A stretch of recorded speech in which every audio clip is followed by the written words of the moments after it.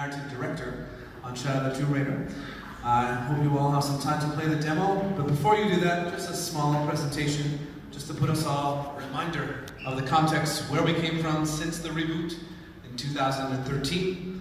Of course, our game is Shadow the Tomb Raider, the only game I've been playing for the past 4 months because I work all the time. And this one, it's the end. It's the end of her origin story. So when in 2013 they started the conception of this, they saw as 3 games, a story, a backstory, introduction, origin story, and this is the conclusion of this origin story. So the expression we say, she will become the Tomb Raider she's destined to be. For us, this means many things. Most of it means becoming more mature as a person. If you look back at Tomb Raider 2013, Lara is very inexperienced, much younger, and she's a bit rebellious. She's trying to prove that her father was wrong. Her father believed in myths. Her father believed these magical things were possible, and she, having studied more science, thought he was wrong and was going to prove him wrong, and set off on the endurance to go and prove this. And we have no screen, but it's okay, I remember. So we go forward in here, and she quickly gets into a situation that is a survival situation. So this is the world versus Lara. Lara must survive. She's in a tough situation, but by the end of this game, Tomb Raider 2013, Lara realizes that her father was indeed right. Some myths are real, and there's things that she doesn't understand, and she commits herself to trying to find out more about these myths. So as we go on, and we go into Rise of the Tomb Raider, we have the Lara who's now pushing out, becoming an explorer for the first time. She now wants proof. She knows that her father was right, but she has no way to prove it to the people. So the people, like in the media, they think her father was crazy and he killed himself. And she wants to find evidence that myths are real, so she goes out to find the source. But as she's hunting this down, using her father's recordings to track down these things, she runs into an organization called Trinity. Now Trinity are also looking for relics, and they're exploiting Lara, tricking Lara into kind of leading them because she's very intelligent, and they are kind of using that intelligence and then stealing things away from her. By the end of this, she realizes in Rise of the Tomb Raider that character is more important than reputation. So to save the world and save herself, she destroys the source artifact and destroys the proof that would have proven that her father was right. And she really learned an important lesson. As she's leaving, though, Siberia, Anna, in the post-credit sequence, starts to confess something to Lara, that her father did not commit suicide. Her father was killed. Her father was killed by Trinity. And before Anna could explain more, of course, bullet to the head, Anna is gone. And now we have Shadow of the Tomb. So, in Shadow of the Tomb Raider, we have a very determined Lara, a very proactive Lara. If you look at Lara in Tomb Raider 2013, she's very reactive. She's put in a bad situation, she must improvise, she must get out of this situation. She starts to be a little bit more proactive in Rise, but now she's hyper-proactive to the point of obsession in Shadow of the Tomb Raider. She's very determined. She wants to know why. Why was her father killed? And what is Trinity trying to do? But going this, which is a noble goal to try and find out what this bad organization is doing and stop them, she goes a little bit too far. So when you'll see in the demo, she's going a little bit fast, rushing, trying to find out what they're after. She finds out that they're after an artifact. She's going to race there. She's going to feel like this is the right thing to do. I need to get this artifact before them. But she'll quickly realize that maybe that wasn't the best course of action. Maybe this has unleashed a series of events that is endangering the world. So her drive, her intense pro-action is now putting her in a very dangerous situation. It's putting the world in a dangerous situation. So that's what she's dealing with. So of course, Lara is competent, she's capable, she's a genius. But if you don't use that power responsibly, you could be in a bad situation. So we wanted a new environment. Of course, we had Japan in 2013, and we had Siberia in Rise of the Tomb Raider. We wanted an environment that is really going to represent where Lara is psychologically on her journey. And for that, we came up with the jungle. Why the jungle? Because the jungle is beautiful and terrifying. It is something that represents life and death. And a lot of the gods of the Maya are representing this duality in life. That's why the artifacts that you have and you expose at the beginning of the game is the key of Shakshel. Shakshel is an aspect of the moon goddess of the Maya, which is the new moon, the moon when it's there's no light. And Ishel is the full moon. So this represents the cycle of life and death, and that's what the jungle is. And Heath is going to tell us a little bit more about how the jungle influences the gameplay and the things you do in the game. Thank you, Jason. So, the jungle. Why did we choose the jungle? We could have gone anywhere. There were a lot of reasons. Jason obviously talked about the narrative reasons, you know, and the visual reasons, but there's gameplay reasons as well.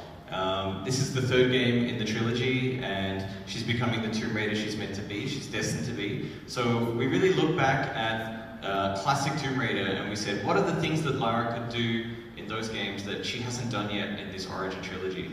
So this is where we started. And the first thing, there's really three pillars of the game that we reanalyzed through the lens of the jungle. There's combat, there's exploration, traversal, and there's puzzle. And so the first one I'm going to talk about is combat. So we said, what does it mean to put Tomb Raider combat into the jungle? We don't want to just do the same thing as Rise of the Tomb Raider, because Rise of the Tomb Raider was cool, but we want to evolve it, and we want to give players, you guys, a fresh experience and something that feels unique to going to the jungle. So we look at, okay, what is the situation? She's there, she's by herself, and at least she's separated from Jonah at these points.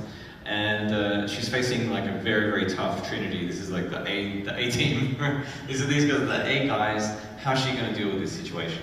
So the thing is, early in the game, she has an encounter with a jaguar, which you might have seen in some of the trailers. And very early on from that encounter, she realizes, okay, how did the jaguar become like the king or the queen of the jungle? I need to become that jaguar, right? I need to be the ultimate predator. So what we call that is one with the jungle. So when she's fighting Trinity, the first thing we did was we said, okay, we want this fantasy of being the ultimate predator, and that is instilling fear into your enemies. That means striking and then disappearing. And what that means from a gameplay point of view is if you've played Rise of the Tomb Raider, when you get spotted in Rise of the Tomb Raider, that's it. They know where you are and you have to explode them or shoot them or do other horrible things to them to get out of that situation. What we're saying in Shadow of the Tomb Raider is that you can do actual stealth gameplay. You can return to stealth. So if you mess up and you're spotted, you can disappear into the canopy or disappear into the foliage. This is what it means to be more feral, more predatory, and one with the jungle. What this does is it has a psychological effect on the enemies because you're rewarded for repositioning and appearing from somewhere else. So they're like, where is she? Where is she at? So there's that, just very nature of that is terrifying to them. The second thing is the environment itself. Like, how can you utilize Lara's knowledge of the environment? So mud, which is obviously going to be found in abundance in the jungle, she can use that mud to camouflage herself and become more scary and blend with walls, special walls in the environment, and also be harder to detect. And also her knowledge of the plants in the Amazon jungle, because she's intelligent. Where some would see a deadly plant that is poisonous, she sees something that can benefit you and cure you. This is again that duality that you were talking about, Jason. What can kill you can also cure you in the jungle. So for example, you guys might remember the healing system from Rise of the Tomb Raider where you could hold down the bumper and heal. This was a reactive nature, like I'm damaged, I need to heal myself. Now, when you hold down that bumper, you have 4 options for the 4 buttons on the controller where you can take a proactive stance in the combat, in the traversal, and you have special abilities that they give you. So for example, if I eat a certain herb, now I have more focus. She has more focus when she aims her bow, and time will slow down, like her perception of time. Or she can sense things through the environment, which you can imagine is really important when you're in the jungle, and it's not Siberia anymore. It's not an open wasteland, it's an occluded environment. So these are the sorts of things we're talking about by using the jungle and being smart and resourceful. So this is how the jungle has an effect on combat, but it also affects your traversal. Again, we look back at the classic Tomb Raider, and and we saw what's missing from her arsenal, what can we do to complete her skill set? And the first and most obvious answer to that question was underwater. In Rise of the Tomb Raider, you're in Siberia, so a lot of the water is frozen, so you can't swim in it. But now the water has thawed, she's in the jungle, she's into the hot place, and so now she can descend into these caverns and swim. But of course, it's the survival trilogy, this trilogy. It's the lens of, like, how do we reinterpret underwater to be something that is fearful and terrifying? How would it really be like to go to these places and do these things that Lara Croft does? So you'll find that it's not just swimming peacefully, collecting some treasures, and maybe coming out of the water. No, you're going to have to manage your breath. You're going to have to look out for dangerous creatures. So the jungle is always trying to kill you. You know, there's piranhas, there's moray eels, these sorts of deadly occurrences in the water. So water, it's going to be something terrifying, but also rewarding as well. Also, yeah, we have these epic moments. It wouldn't be Tomb Raider without epic moments. And this story is all about a Maya apocalypse, which includes some very, very dramatic weather events, some epic weather events. And so, of course, as Lara Croft, you know, you have to live through these moments and survive. And these are classic, iconic, epic Tomb Raider moments. For example, a flood, where you have to somehow just keep going, keep pushing forward, and survive. Yeah, so the third thing is Tomb Raider. As you know, you have combat, you have traversal, exploration, but you also have these, what we call puzzle, right? You have a puzzle in the tomb, but we asked ourselves the question, what if you get to the tomb, or the city, and instead of being abandoned, like every Tomb Raider, it's full of people?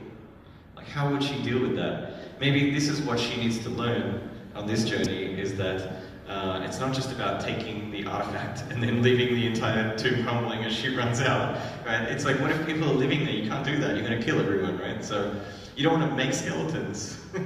So living history, what does it mean? It means that when you go into a tomb, it's not just skeletons and maps that she reads to find the location of treasure. She learns from people, she talks to them, she tries to understand what these things mean, because then she's able to be the real Tomb Raider, someone who can protect this knowledge from falling into the wrong hands or being used for the wrong purposes. If you don't have that knowledge, you don't know what right and wrong means for these people, their culture, and their artifacts. So it's very, very important.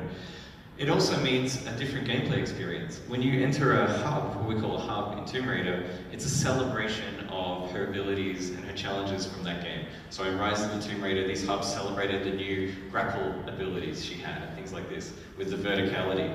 With these hubs, we have celebrating not only the new traversal, like underwater and rappelling, but we're celebrating the social aspect. So you're going to have much bigger, more complex, more detailed side missions, and what we call social puzzles, where you have to talk to people and understand what they need and what they want, not just barreling in there.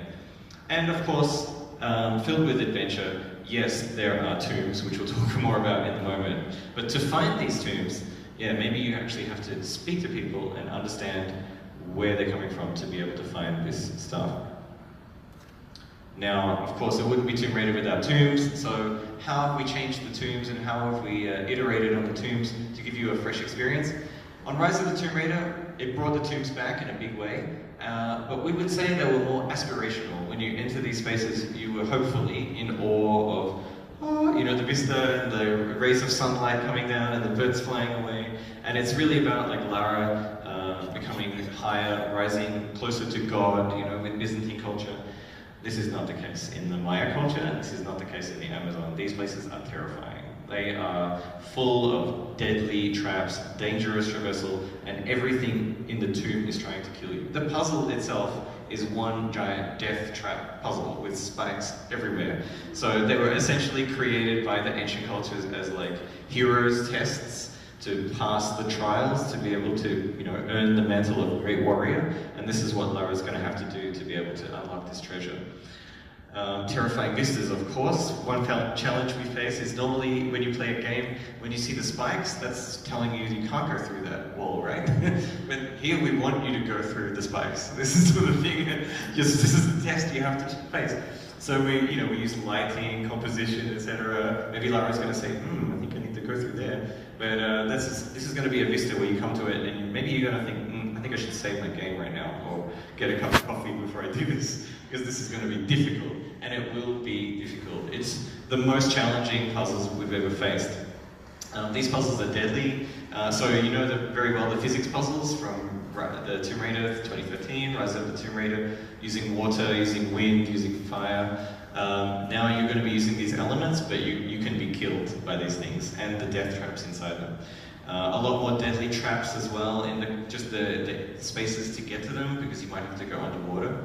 Now some people might be saying, gee, that sounds really hard, I don't think I want to do that. I just like the story. What we've done, I think we don't have a slide on it, but what we've done is we've actually given you 3 levels of difficulty. So not just combat difficulty, but you can adjust your puzzle difficulty and your traversal exploration difficulty. So and you might be wondering, what does that mean? So when we create a puzzle, sometimes Lara will say something when you use your survival instincts. She'll say, oh, I think I need to do this, this, and this. But we want players to be able to customize that experience. So if you choose hard for puzzle, she tells you nothing. And nothing is highlighted, and you have to figure it all out. And we know some people will be really excited about that. And also some people will be really excited about the fact you can put it on easy, and you will be able to see what is the next ingredient I need to touch, and Lara will give you a bigger hint as well. So that's for puzzle. For traversal, we know there's some people out there who don't particularly like to see white marking or white paint on every ledge that she needs to climb. You guys will be happy, you can put it on hard, it's all gone completely. So you have to find your way in the environment just as Lara would.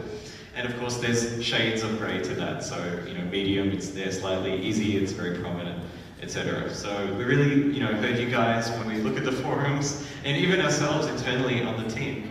The beauty of this is though you can really mix and match. So if you don't like puzzle but you love combat, you can put combat on hard and you can put puzzle on easy, and you can have the experience you want to play. I'll go back one because there's something else I wanted to talk about that we haven't touched on. So in this slide here we see Lara, and she's in an interesting outfit, which is not the usual tank top and cool outfit. So what this is actually given to her by the inhabitants of Paititi, which is the largest hub we've ever created. There are actually 3 hubs in the game. This is one of them, but it's the largest one, and it's the one you will visit the most often, and it's the one, it's the fantasy of finding the lost city and what if it's inhabited.